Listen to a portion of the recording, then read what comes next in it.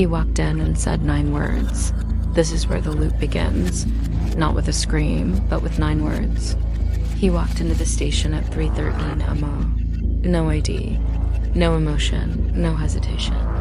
Just walked up to the front desk like the building belonged to him. I remember the shift being unusually quiet. No radio chatter.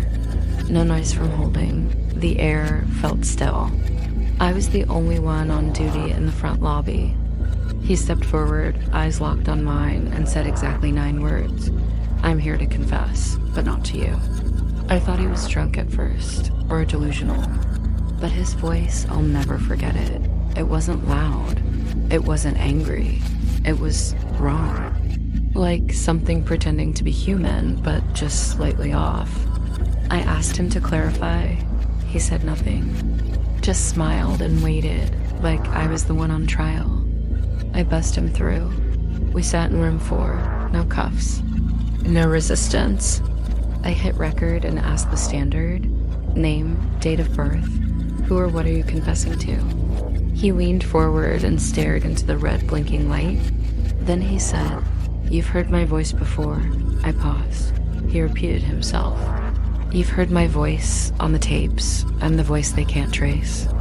There was a cold spike in my spine because he was right. Over the past 8 months, unmarked cassette tapes had shown up in various crime scenes, each one containing a confession, each in the same voice.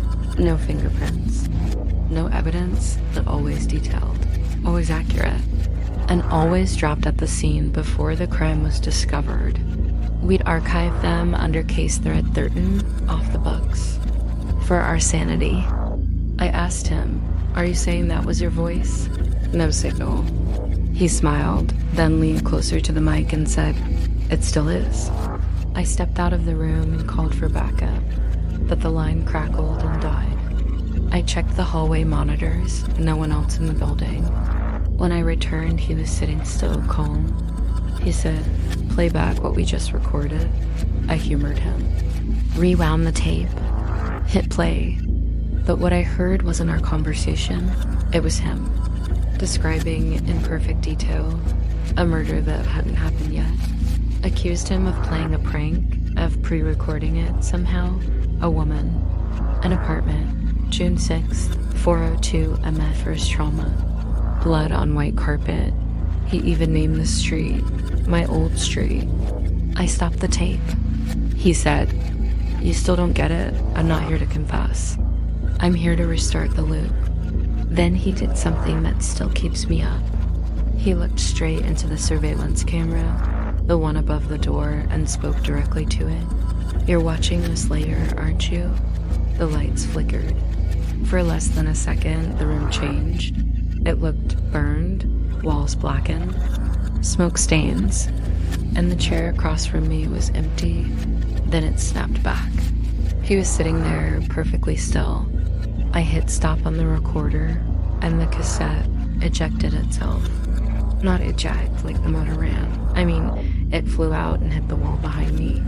I tried logging the tape into evidence, but the system wouldn't accept the case number. Every time I entered it, it reverted to loop 001. That case ID doesn't exist in our system. No matter what I type, the word loop appears again. Then I got the call. It was dispatch, finally online.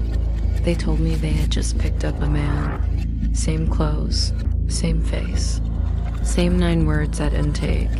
I'm here to confess, but not to you. I said, that's impossible. I have him in interrogation room 4. She said, sir, that's not possible. He just walked into the Benson County precinct. That's 300 miles away. I ran back to room 4, empty, chair pushed in, no sign anyone had been there. Except the recorder was still running, tape turning, only static. Then faintly my voice on the tape, saying, he walked in and said 9 words. The loop begins when the words are spoken. It continues when they are repeated, and it ends when no one remembers who said them first